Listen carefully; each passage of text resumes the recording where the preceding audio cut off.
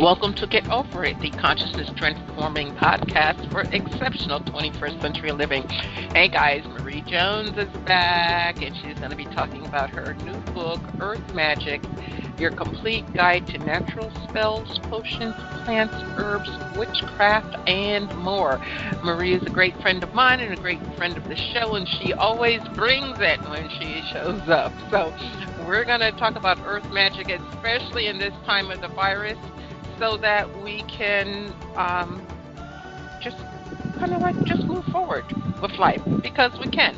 Now, the information shared on Get Over It uses intuitive and pragmatic insight to help you shift your consciousness to break through the blocks and release energy that is no longer needed. Yes, we're going to help you let go of the BS that is holding you back. But you guys know I always ask the question, are you truly ready to? And by the way, folks, BS is belief system.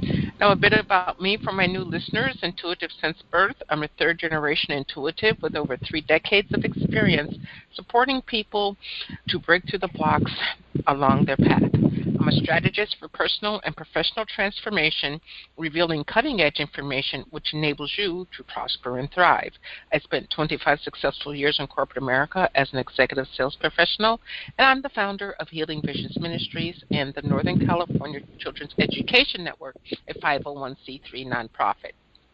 I provide consultations and healings in all areas of life that heal the mind-body-spirit connection, allowing you to live your absolute best life. My clients tell me that I keep it real while providing them with accurate information to assist them along their journey as a spirit living a human existence. But they also say, if you really don't want to know, don't ask Monique. My background includes a doctorate in metaphysics, Reiki master teacher, ordained minister, and clinical hypnotherapist. So whether you are stressed, depressed, or possessed, I can help. To find out more about me and the services I offer, go to my website. That's MoniqueChapman.com, and I invite you to like me on Facebook and follow me on Twitter and LinkedIn. Marie D. Jones is the author of over 25 books on a variety of subjects, including the paranormal, human potential, new science, ancient knowledge, and metaphysics. She has appeared on TV's Ancient Alien series and on radio shows all over the world. She is also a novelist and screenwriter and has written and produced 2 short films. She lives in San Diego, California, and you can check her out at her website, MarieDJones.com. Again, that's MarieDJones.com. And I love the fact that she has her attitudinals back online. So we'll talk about that in a minute, but they are really fantastic. Welcome back, Marie. Oh, it's so good to be back. Did I give the wrong website? Because I'm looking at one thing. No, and it's MarieDJones.com. Sometimes when I pull it up, it has the word WordPress after, but you can find it by www.mariedjones.com. Okay, cool. All right. So, great book, Earth Magic. What possessed you? How does this apply in today's world? Especially, possession and COVID-19. How is this going to help us today? Well, it's funny because I wrote this, before all of this happened, and I talked a lot with my editor or the acquisitions person at Visible Ink Press, Roger. He's the coolest guy. He's actually the publisher. And we talk about, what do you want to write next? And sometimes I'll suggest things, and other times he'll say, it would be really cool if we could do a couple of books on this subject. So he actually suggested this to me. And at the time, I was really excited because I was seeing a lot of my friends and a lot of my connections that I have on social media talking about how they feel like technology is taking over their lives, and they have absolutely no connection anymore to nature, to going out in nature, and they're sort of losing that feeling of any kind of magic in their lives. It's all work and take care of family and, make a living. So I thought, this would be really, really fun. And at the same time, I was starting to look into more natural health things and herbs and, how to use herbs and spices for different things. And I was really happy to see that that was something that I could include because that is such a big part of these earth traditions. So that's kind of how it all came. And so I was asked to do this book and then a sister book called The New Witch, which looks at some of the same items that are in this book, but also how older traditions are sort of merging with the cutting-edge new world of technology. And people are finding that they actually can have both. So that's how it came about. Just, I don't know, I was kind of feeling like I spent so much time in front of the computer, and even now, because we're all locked down, I'm hearing so many people say they feel way out of balance. And that need to sort of remember, like when you're a little kid and running around in the backyard or going to the beach or a lake or whatever, it's just that awe and wonder of nature that we're missing. And so that's kind of what led up to it. Okay. Well, it seems like Mother Nature is really pissed at all of us because the virus is out here running rampant. And it's telling us to, in my estimation, it's telling us to come in, be centered, go inward. And it seems like we were willing or able to do this in the United States for about 2 days, and then everybody started flexing their freedoms. So how can we utilize earth magic to just come back into being centered, if nothing else? I think some of that is individual. You may not live in an area where you can go walk through the woods, but nature is accessible to everyone. But it's not just about that. It's also about going inward. We're so externally driven and focused that being locked down has forced people to be alone with themselves and with their thoughts and their habits and their patterns. And also, I think a lot of the people that I've been talking to say, well, it really kind of opened my eyes as to how I never, ever stop and smell the roses, or how I was letting my health go. I know that, is true for me. Yeah, me too. Or how you become so dependent on popping pills for your health, and then all of a sudden you're put in a situation where, hey, I've got time to do a little research. And you find out, there are other alternatives. So I think it's a number of things, but for the collective, I've heard, people say that it's a very transformative time. It's sort of the darkness before the dawn. People are kind of turning on each other because I think that's a defense mechanism for when you're challenged by things that frighten you. Fear, people handle fear in different ways. So I think we're going through this collectively, but also individually. And so for that part of it, I think each person has to try to figure out what that means for themselves. Is this a time for me to reassess my health, my relationships, my spirituality? If I don't have any, do I feel like that's something I'm missing? Do I ever feel a wonderful, joyous sense of awe and magic in the world, or is it all just technology and, it's like droning on and never stopping to go outside and watch a hummingbird? I'm hearing that from so many people. It's really surprising. I think that's a good thing, though. I think it could be a really positive transformation. Yeah, I think so too. Just turning back to nature, it's all around us. Even if you're living in a concrete city, there's parks. And do your social distance and wear your mask and, go to the park. Or don't wear your mask. I guess it's an individual choice, but I suggest wearing them. An individual choice. I actually had a client call me not too long ago, and for the virus, she and her boyfriend took off, and they just traveled different places from the Midwest to the West Coast, driving in the car and staying wherever. And she was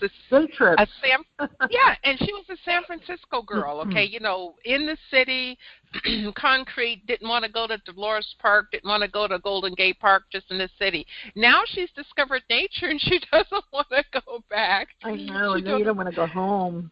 Yeah. Well, one of the things I did in this book and also The New Witches, there's a lot of people that are living in urban areas. You may not have a lot of green around you, but you can, if you have a little balcony, you could grow some, a little balcony garden or some flowers or maybe some herbs that you can use in cooking.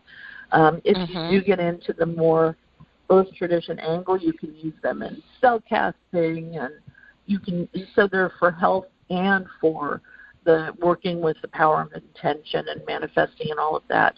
So it doesn't matter. I mean, even if you don't have a balcony, you can grow some indoor plants and collect, go get some seashells and some sea glass or anything that you could do to bring the outside in.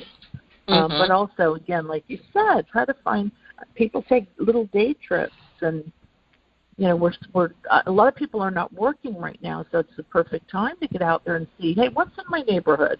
Oh, I didn't even know about this. Or if I go 10 miles, there's all these hiking trails, and there's nobody on them.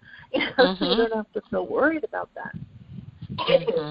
So I think you have to make an effort, because so easily when we're inside, we get trapped, and I think people become somewhat agoraphobic after a while. I know I've been kind of lazy about going out and doing things, but you get used to it. It becomes your default setting.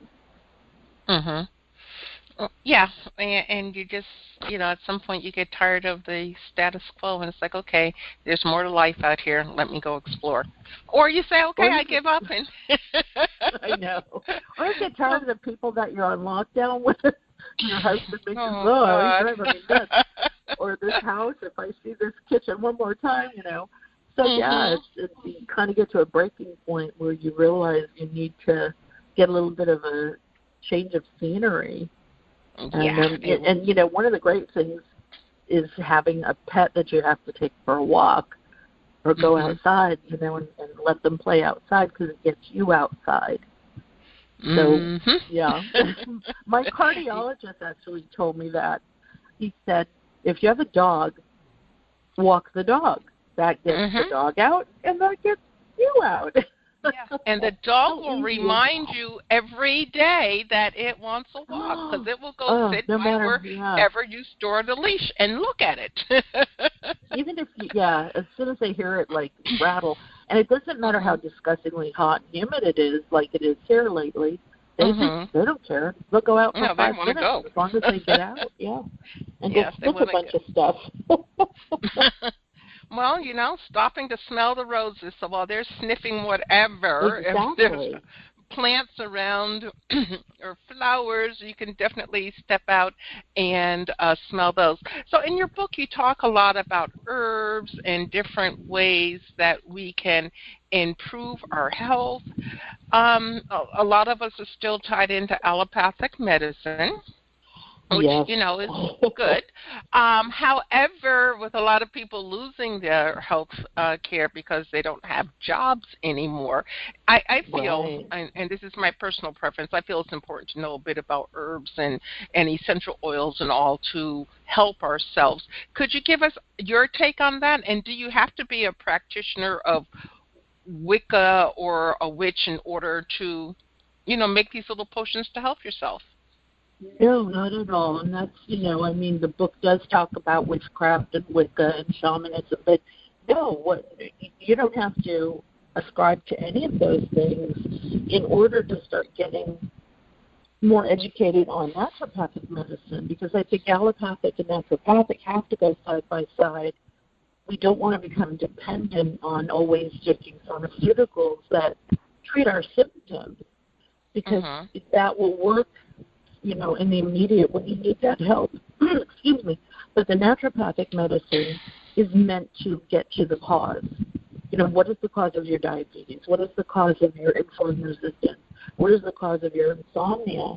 And what I love about this is that the most ancient traditions, whether it be Chinese or Egyptian or Roman, they used herbs and spices and essential oils, and they understood that Mother Nature, for every possible ailment you could think of, had a cure out there in nature. And, I can only imagine the hit or miss research they did to find out, like, which mushrooms were good and which ones were poisonous.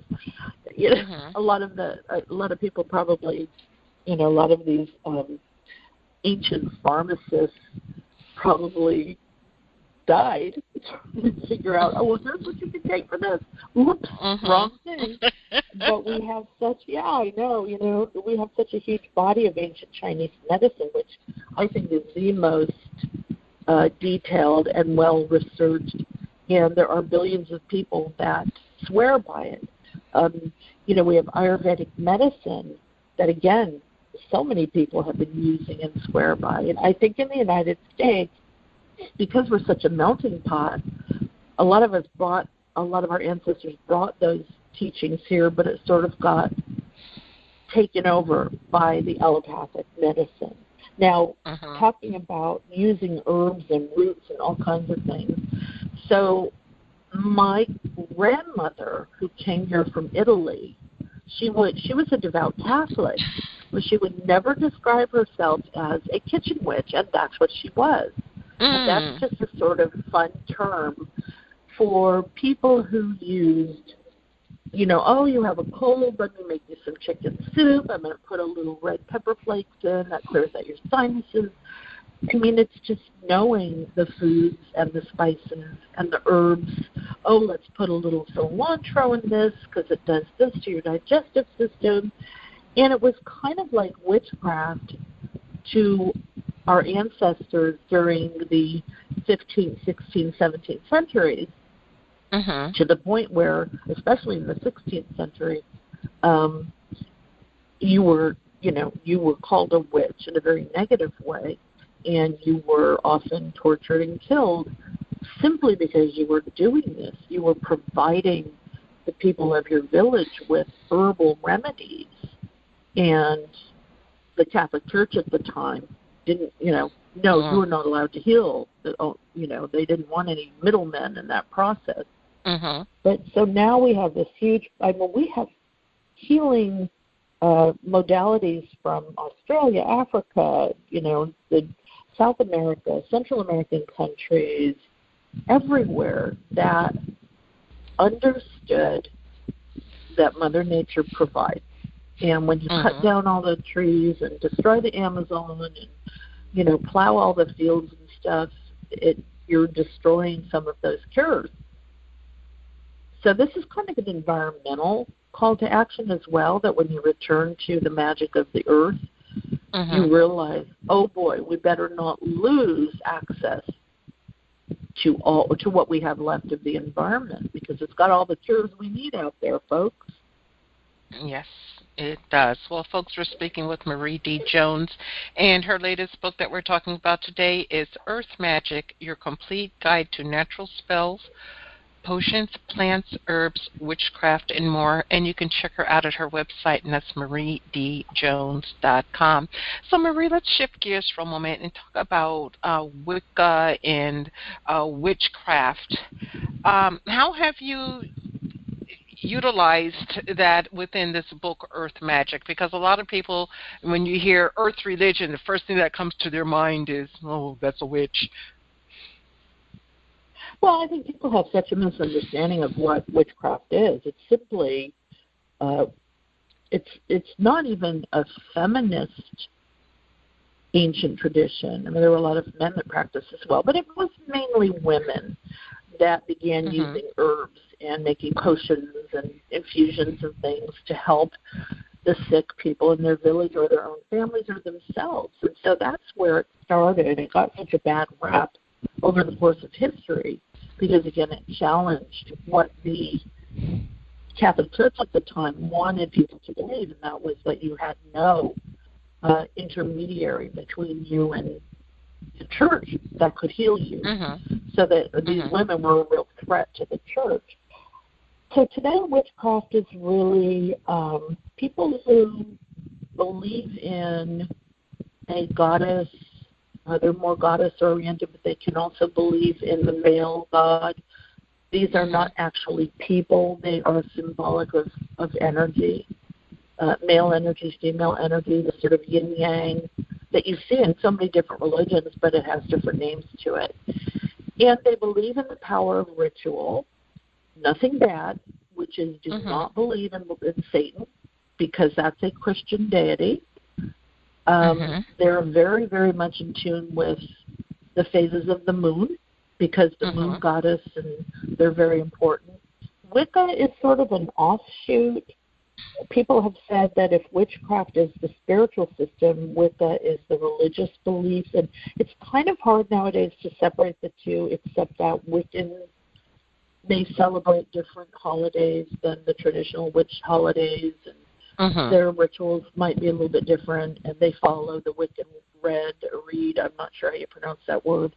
Yeah. But it's all the same in that what you put out comes back to you.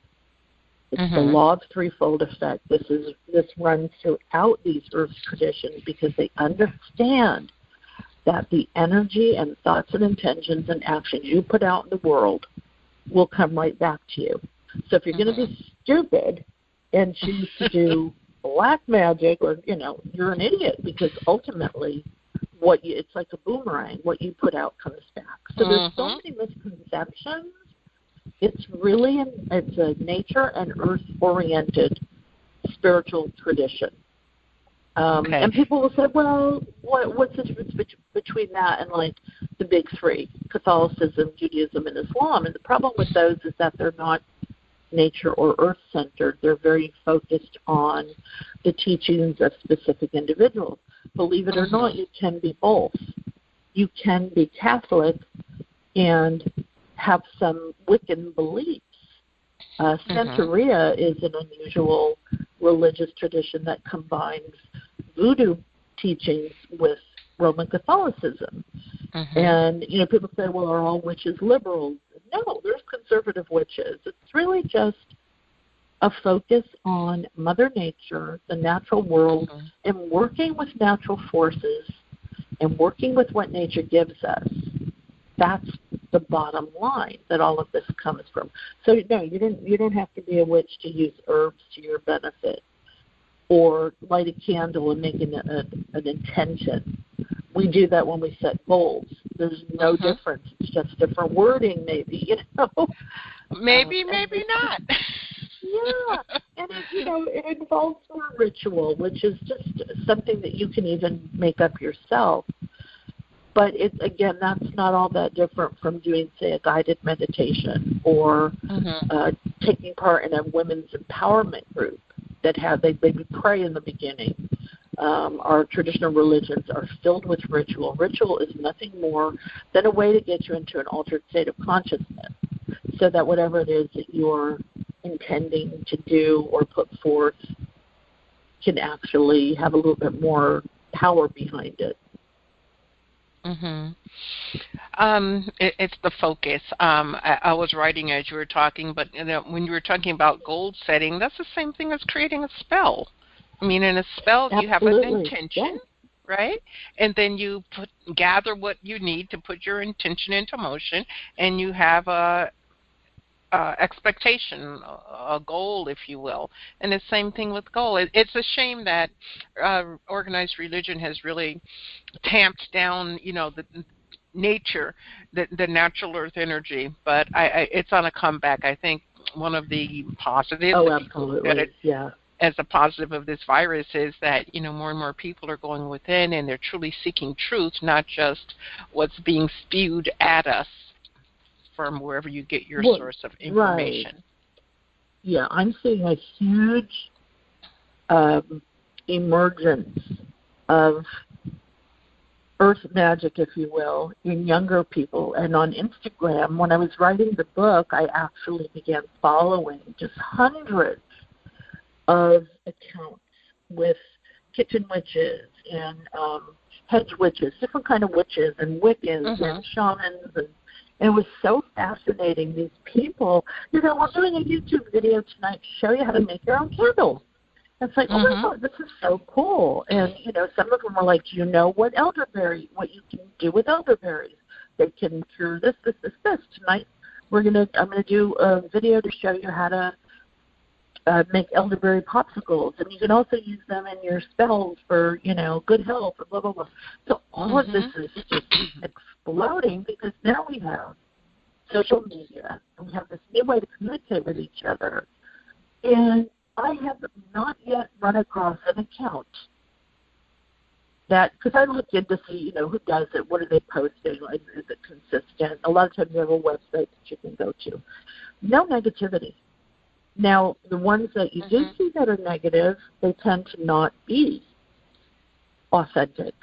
You can, they're I don't know if they're there just to disrupt or whatever. And sometimes people will follow these people and they'll attack them. Oh, you believe in Satan, and it's like, no. There's no Christian deities or, in witchcraft. So it's just, that has been really, really interesting. It was really fun to get to know some of these people. There are people that go out on the beach at night and look for seashells, and they turn it into just a really wonderful way to do a little ritual on the beach. They know all about sort of the forms of divination and how you can use them to, not only do a reading for someone else, but for yourself. So it's just, I think it's a very broad and emerging re-emerging, I guess would be the word, to when people lived a lot closer to nature. And, we were more of an agricultural society and now we're a technological. So it's kind of interesting to see how people are finding ways to balance the two. Yeah, and I think we're going back more to agricultural because we're finding that technology is good. I mean, without technology, we would not be talking, especially with the manner in which we are conversing today. But it's going to be really important to have that balance, if you will, and it's going to be interesting to see how the youth who are not used to going out in the backyard and planting the corn and the wheat and whatever, how they adjust to it. But I think it's going to be good overall. Now, in your book, you talk about... Oh, go ahead.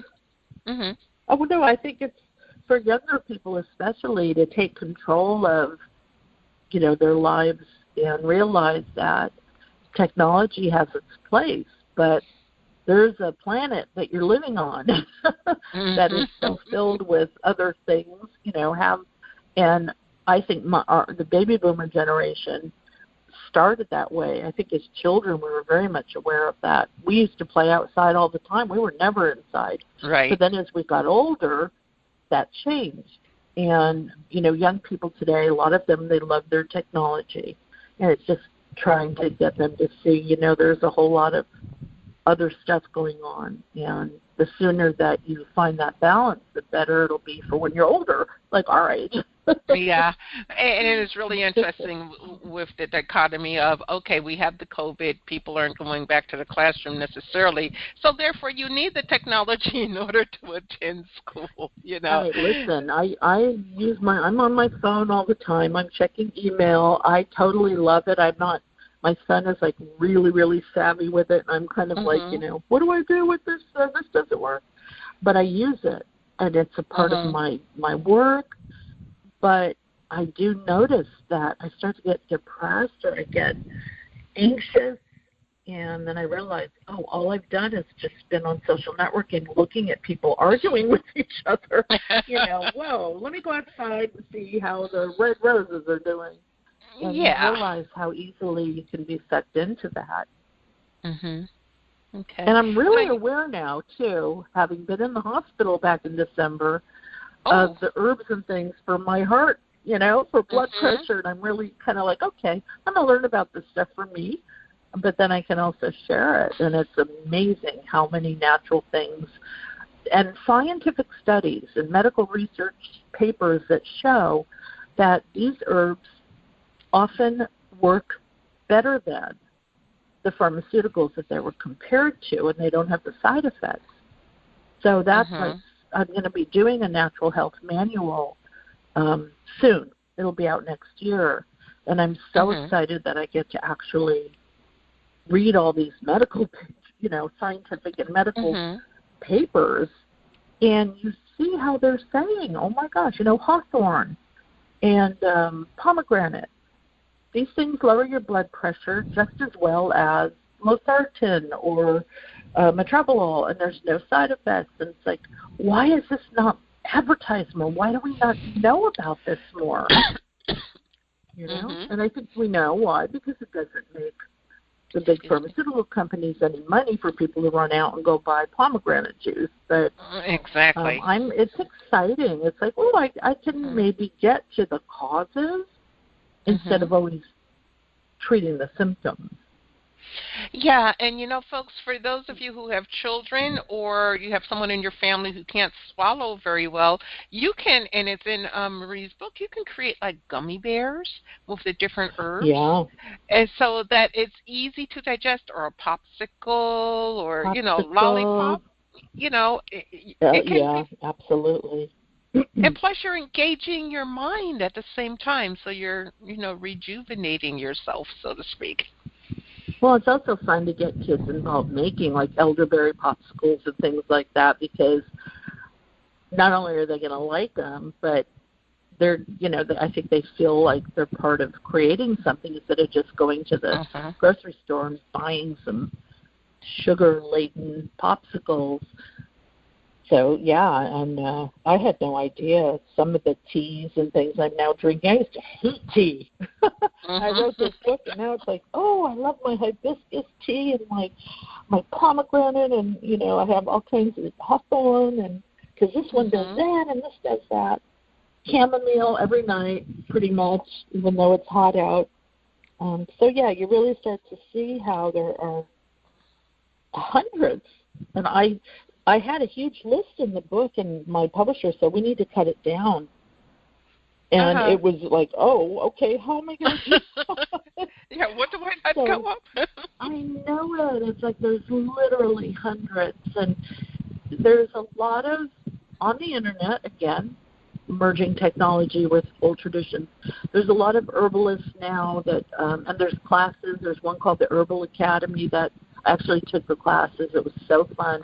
So there's a lot of ways that people can go find more information, and especially if they have a certain issue or ailment, they can find which herb. And also, a lot of these people source them with scientific research. They're not just saying, because it would be very, very dangerous to say, take this, when you don't know what the person's health situation is. You could be giving them something that is sedating when maybe they're on an antidepressant, or you could be giving them something that, gives them a lot of energy and they're already suffering from anxiety. So people really have to it's fun for people to learn this on their own and see what might work for them. And you can talk to your doctor if you happen to have one who's open to it. With my doctor, I always say, can I try this? Sure, but, do this, be careful of this, monitor your blood pressure. So. And, folks, if you have a doctor who won't talk to you like that or just shuts you down, get a new one. Time for a new doctor, okay?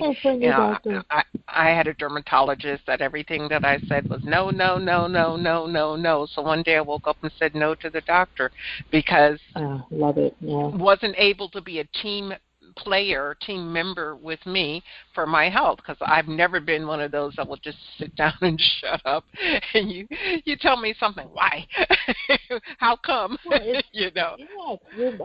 I'm that way too. I would, I know doctors have a limit. They go to medical school, they get a very limited amount of education, and then they go into practice. A lot of them don't have time to read the current journals. Guess what? I'm reading them. That's just me. I'm a trained researcher.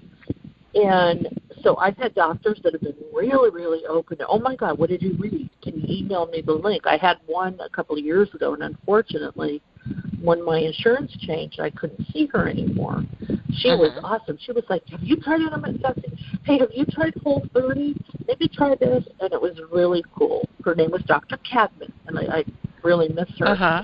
But even, now I have a doctor that I like, and I can talk to her, and she's very open to things. I read that I could lower my systolic blood pressure with pomegranate juice, blah, blah, blah. But, but if you have a doctor that is constantly shutting you down, I think it's time to remind them that they serve you and not the other way around. And it's about your body and your health, not their, paycheck and their ego. So I love that idea that, if you get the no, you wake up one morning and say, no. Exactly. Yeah. I got it. No. I finally heard you. Ding, ding, ding. Yeah, sometimes it takes a 2x4, sometimes it takes a boulder. I'm the boulder girl, And with tell your me something. health, with your health, you'd rather get the poke and not the 2x4 or the even bigger the boulder. Yeah. Try to avoid those. Yeah, it's truly, trust me, folks, it's better for you all the way around. Now, in your book, you talk about animal and spirit guides and how they can help us in our lives. Could you give us an example of either an animal guide or a spirit guide and how we might contact them or have them work with us? So this is a big part of witchcraft and shamanism, but I also know a lot of people who don't practice either. And they're just spiritual, metaphysical people. And we actually use this in traditional religions too, with angels and spirit guides. But with the earth traditions and Native American traditions specifically, finding an animal, witches used to call them familiars. Now they just refer to them as an animal guide or a spirit guide. It doesn't have to be an animal. But finding a symbolic guide that can help keep you on the right path or help give you discernment or wisdom or enlightenment is a really big part of this. And it can be an animal. Again, Native American traditions focus on animal spirit guides. But a lot of other people want to see a dead relative or maybe an angel, whatever sort of floats your boat. But the question is, well, how do you find that guide? And it can just be your higher power, if you think about it, in a form that is physical, that you can work with. And so one of the main ways is through guided visualization and meditation, where you are sort of putting out the intention that I want to be contacted by my animal spirit or animal guide or my spirit guide. And you can do different types of meditations. There's a ton of them on the internet that if you don't like to, write your own or do it on your own, if you prefer to hear somebody's voice guiding you, which I'm like that, I tend to get really distracted if I try to do it myself. You can do that. So basically it's about getting into an altered state of consciousness and asking that guide to appear to you. And when it does, not judging the form, because you may think, oh, I love wolves. I know my spirit animal is going to be a wolf. Years and years ago when I lived in Los Angeles, I went to a 3-day shamanic intensive training with Michael Harner. He wrote a book called The Way of the Shaman. And we were locked in a giant dark room for 3 days. There were about 50 of us. It was the most insane thing ever. And there was drumming and chanting and dancing, and the whole goal was everybody was doing journeying for each other. So I was teamed up with this guy. I'd never met him before, and he did a shamanic journey to find my spirit animal, and it was a black bear. And I thought, no, I love wolves. All my life I've loved wolves. It has to be a wolf. He said, no, I saw a bear. And from that point on, I thought, well, I'll be darned, because the characteristics of a bear were actually spot on to where I was in my life at the time. Now, that animal can change. I mean, I could journey for myself or have someone do it for me, and they may say, oh, it's a raven, a salmon, and each animal has a different set of characteristics, kind of like our astrological signs, our zodiac signs, that are associated with it. But other people might see a grandmother, a great-grandmother, a deceased relative that will come in, and then you can ask questions, you know, what do I do in this situation? And you can get guidance, and then you take that back into reality, quote-unquote, with you. And some people say that they meet them on the first try. Others have to do it a few times. I think we have a lot of built-in inner objections to get over when it comes to something like that. But you can't judge what shows up. You can't say, well, no, this is my old neighbor George. No, you know, that's not it. Sorry, wrong, let me try again. Because your old neighbor George could have some information that will help you in your life now. And he may not always be the guide, but he's the guide you need right now. Right. So it's a really interesting process.